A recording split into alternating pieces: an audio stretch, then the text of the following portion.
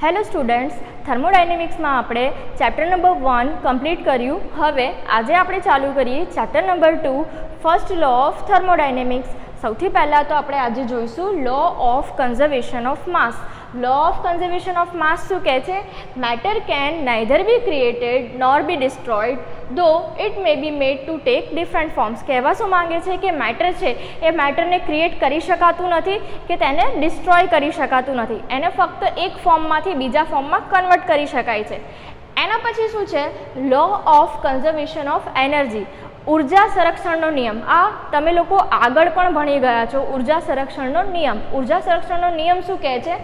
Energy can neither be created nor be destroyed but only converted from one form to another form.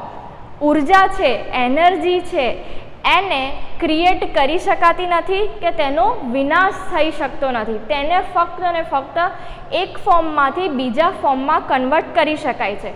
હવે આ જે law of conservation of energy છે એને prove કરવાનું છે આપણે કે કઈ રીતે એનર્જી છે એ એનર્જીને ક્રિએટ ના કરી શકાય અને એને ડિસ્ટ્રોય પણ ના કરી શકાય, પણ એને એક ફોર્મમાંથી બીજા ફોર્મમાં કન્વર્ટ કરી શકાય.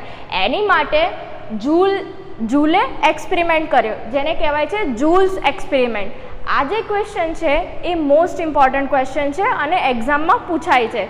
જૂલ્સ એક્સપેરિમેન્ટમાં આ જે સેટઅપ છે એ સેટઅપ યાદ રાખવાનું છે તમારે. હવે આ સેટઅપ કઈ રીતનું છે?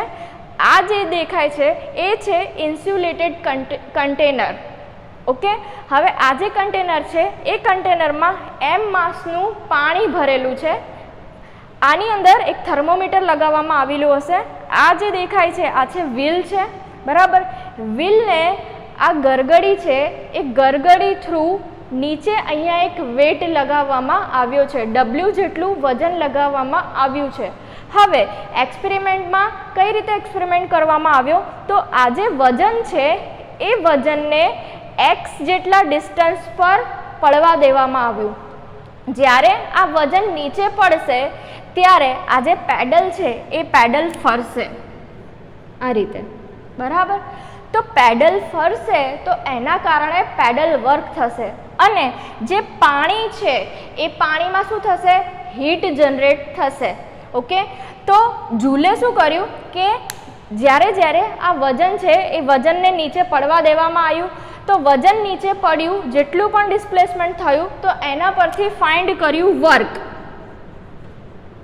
ઓકે, વર્ક ફાઇન્ડ કર્યું અને આ પેડલ વર્ક થવાના કારણે જે હીટ પાણીમાં જનરેટ થઈ એ હીટને થર્મોમીટર વડે મેઝર કરી.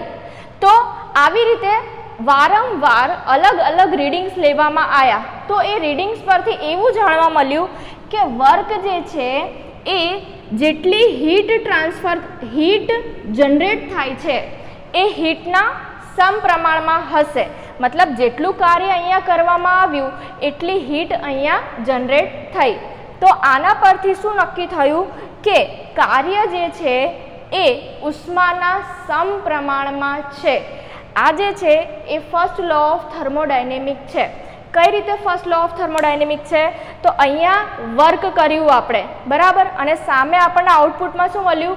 હીટ મળ્યું. મતલબ કે કાર્યનું શેમાં રૂપાંતર થયું? હીટમાં રૂપાંતર થયું. આપણે અહીંયા કાર્ય કર્યું ત્યારે આપણને સામે પાણીમાં હીટ મળે છે, એમને હીટ જનરેટ થતી નથી. અને જૂલે જે વારંવાર એક્સપેરિમેન્ટ કર્યા અને જે રીડિંગ્સ લીધા એના પરથી એવું નક્કી થયું કે work is directly પ્રપોઝનલ two heat. Okay, જો આ આપણે પ્રપોઝનાલિટી હટાવી દઈએ તો અહીંયા એક કોન્સ્ટન્ટ મૂકવો પડે તો આપણને મળશે W = J = Q. J × Q. હવે આ જે J છે એ શું છે? કોન્સ્ટન્ટ છે. તો આના પરથી first law of thermodynamics prove થયું કે એનર્જી છે એ એનર્જીને આપણે જનરેટ કરતા નથી કે એને ડિસ્ટ્રોય કરતા નથી, પણ એને એક ફોર્મમાંથી બીજા ફોર્મમાં કન્વર્ટ કરીએ છીએ. જૂલ્સ એક્સપેરિમેન્ટમાં સેટઅપ તમારે યાદ રાખવાનો છે. જો ડાયાગ્રામ આવડશે તો ડાયાગ્રામ પરથી તમે થિયરી લખી શકશો અને પછી જે વેટ છે એ વેટને x જેટલા ડિસ્ટન્સ પર નીચે પડવા દેવામાં આવે છે, જેના કારણે આ પેડલ છે આપણું ફરશે. ઓકે, પેડલ ફરશે તો આપણને શું મળશે? પેડલ વર્ક મળશે. પેડલ વર્ક ફર્સ્ટ ચેપ્ટરમાં મેં તમને સમજાવ્યું હતું. અને પેડલના ફરવાના કારણે પાણીમાં શું થશે? હીટ જનરેટ થશે. અને રીડિંગ્સ પરથી શું જાણવા મળ્યું કે અહીંયા જનરેટ થતી હીટ અને વર્ક બંને એકબીજાના સમપ્રમાણમાં હતા. ઓકે, આ થઈ ગયું joule experiment. Joule experiment 3 to 4 માર્ક્સમાં પૂછાય છે અને ઇમ્પોર્ટન્ટ છે. હવે ફર્સ્ટ લો ઓફ થર્મોડાયનેમિક્સ જોઈએ. ફર્સ્ટ લો ઓફ થર્મોડાયનેમિક્સના અલગ અલગ સ્ટેટમેન્ટ્સ આપણે જોવાના છે.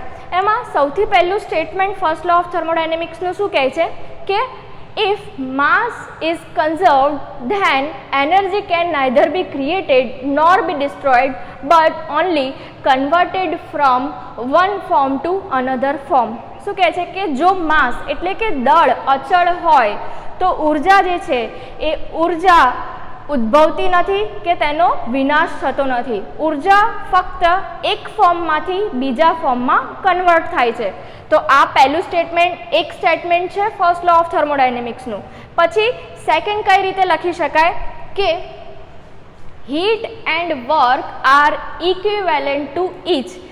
જે આપણે જૂલ એક્સપેરિમેન્ટ છે, જૂલ એક્સપેરિમેન્ટમાં જે આપણે ડિરાઈવ કર્યું એ શું ડિરાઈવ કર્યું કે ઉર્જા અને ઉષ્મા અને કાર્ય એ એકબીજાના સમપ્રમાણમાં છે. તો સેમ એવી રીતે heat and work are equivalent to each. ઉષ્મા અને કાર્ય એકબીજાના સમપ્રમાણમાં છે. તો આ છે second statement first law of થર્મોડાયનેમિક્સનું. પછી થર્ડ સ્ટેટમેન્ટ આપણે જોઈએ. In any cyclic process of a system the algebraic sum of all work transfer is proportional to algebraic sum of all heat transfer. આ સ્ટેટમેન્ટ છે. આ statement શું કહેવા માંગે છે કે માની લો કે કોઈ સિસ્ટમ છે, ક્લોઝ સિસ્ટમ છે અથવા તો ઓપન સિસ્ટમ છે અને એમાં સાયક્લિક પ્રોસેસ થઈ રહી છે. તો એમાં જે અલગ અલગ વર્ક થાય છે, માની લો W1, W2, W3, W4 જેટલું વર્ક થાય છે, અલગ અલગ વર્ક થાય છે, એનું એલ્જેબ્રિક સમ એ એના જે હીટનું જે એલ્જેબ્રિક સમ છે એના સમપ્રમાણમાં હોય છે, એના બરાબર હોય છે. મતલબ માની લો કે એમાં Q1 જેટલી હીટ જનરેટ થાય છે, Q2, Q3, Q4. તો algebraic sum of work and algebraic sum of heat are equivalent. આ થર્ડ નંબરનું સ્ટેટમેન્ટ છે ફર્સ્ટ લો ઓફ થર્મોડાયનેમિક્સનું. In any cyclic process of a system, the algebraic sum of all work transfer is proportional to algebraic sum of all heat transfer. એ અહીંયા લખ્યું મેં. Okay, એના પછી શું કહે છે કે the stored energy of an isolated system is constant. મતલબ કોઈ પણ સિસ્ટમ કે જે આઇસોલેટેડ છે એમાં જે ઉર્જા રહેલી છે એ કેવી છે? અચળ છે. એ તો સીધી વસ્તુ છે. આઇસોલેટેડ સિસ્ટમ આપણે કોને કહી કે જેમાં હીટ અને માસ બહાર જતા નથી, સિસ્ટમની બાઉન્ડ્રી ક્રોસ કરતા નથી, અને આપણે આઇસોલેટેડ સિસ્ટમ કહીએ છીએ. આઇસોલેટેડ સિસ્ટમમાં કોઈ પણ વસ્તુ ગરમ ને ગરમ કે ઠંડી ને ઠંડી ક્યારે રહે? જ્યારે તેમાં રહેલી ઉર્જા અચળ હોય ત્યારે. તો એ આ સ્ટેટમેન્ટ છે. The stored energy of an isolated system is constant. એના પછી perpetual motion machine of first kind is impossible. હવે સૌથી પહેલાં તો perpetual motion machine of first kind એટલે શું? તો અહીંયા એની ડેફિનેશન છે જેને શોર્ટમાં લખાશે PMM1. perpetual motion machine of first kind means a device which continuously deliver work energy as output without any input. આ કહેવા શું માંગે છે કે કોઈ પણ એવું મશીન કે જેમાં આપણે ઇનપુટમાં એનર્જી આપતા નથી પણ સામે આપણને કન્ટિન્યુઅસલી વર્ક મળ્યા કરે છે. પણ એકચ્યુઅલમાં આ વસ્તુ પોસિબલ છે નહીં. કોઈ પણ ઇનપુટ વગર તમને સામે આઉટપુટ મળતું નથી. એટલે જે PMM1 છે, perpetual motion machine of first kind, એ ફર્સ્ટ લો ઓફ થર્મોડાયનેમિક્સનું ખંડન કરે છે. એટલા માટે PMM1 પોસિબલ નથી, ઇમ્પોસિબલ છે. હવે આ જે રીતે આનું સ્ટેટમેન્ટ કહેવા માંગે છે એ પ્રમાણે અહીંયા આપણે કોઈ પણ જાતની ઉર્જા કે કાર્ય કરતા નથી અને સામે આપણને કોઈ પણ આઉટપુટમાં ઉર્જા મળે છે, બરાબર. એ વસ્તુ પોસિબલ છે નહીં, કેમ કે ઉર્જા ઓટોમેટિક જનરેટ થતી નથી. એની માટે આપણે એક ઇનપુટ આપવું પડે અને પછી આપણને સામે આઉટપુટ મળે છે. તો આ થઈ ગયું PMM1. તો આજે આપણે આટલું જોઈશું. નેક્સ્ટ લેક્ચરમાં આપણે નેક્સ્ટ ટોપિક જોઈશું. Thank you.